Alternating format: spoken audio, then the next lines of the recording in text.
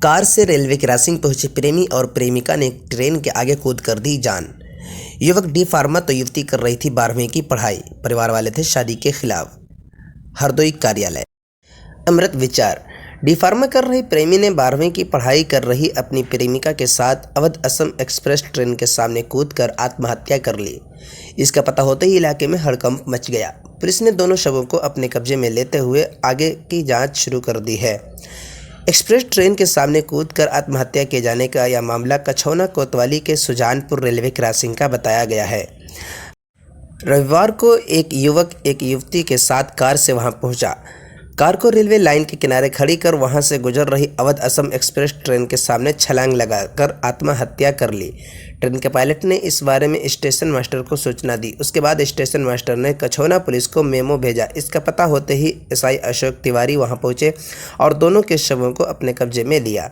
इस बारे में एसएचओ कछौना राकेश कुमार ने बताया कि प्रेम प्रसंग का मामला सामने आ रहा है। फिलहाल अभी किसी भी तरफ से कोई तहरीर नहीं दी गई है। युवक की पहचान इंद्रजीत निवासी त्योना खुर्द कोतवाली बेनीगंज और युवती की पहचान सरिता निवासी समसपुर कोतवाली कछौना के रूप में हुई है। इंद्रजीत गौसगंज के कहेली के एक कॉलेज से डी फार्मा कर रहा था, जबकि सरिता इंटर कॉलेज में 12वीं की छात्रा थी। पुलिस के मुताबिक दोनों की पहचान उनके पास से निकले आधार कार्ड से की गई। रिश्तेदार थे प्रेमी प्रेमिका। ट्रेन के सामने कूदकर आत्महत्या करने वाले प्रेमी प्रेमिका आपस में रिश्तेदार थे। प्रेमिका सरिता प्रेमी इंद्रजीत की बहनोई की सगी भांजी थी। दोनों के बीच इतनी नज़दीकी हो चुकी थी कि हर कोई एतराज़ करने लगा था। यही नहीं, बहनोई की वजह से इंद्रजीत को बहुत कुछ सुनना पड़ रहा था। वहीं अपने घर वालों के बदले रवैये से सरिता को बहुत कुछ बर्दाश्त करना पड़ रहा था।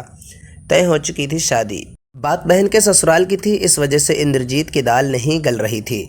बताते हैं कि सब कुछ जानते हुए सरिता के घर वालों ने उसकी शादी एक गांव से तय कर दी थी, लेकिन इंद्रजीत के अलावा कोई दूसरा उसका हमसफ़र बने सरिता को यह मंजूर नहीं था।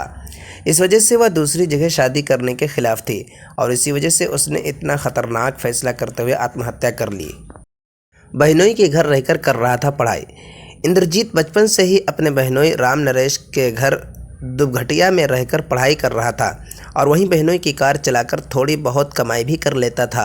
वहीं सरिता भी अपने मामा के घर आती जाती थी। उसी बीच इंद्रजीत की उससे मुलाकात हुई और दोनों में कब प्यार हो गया इसका किसी को पता तक नहीं चला।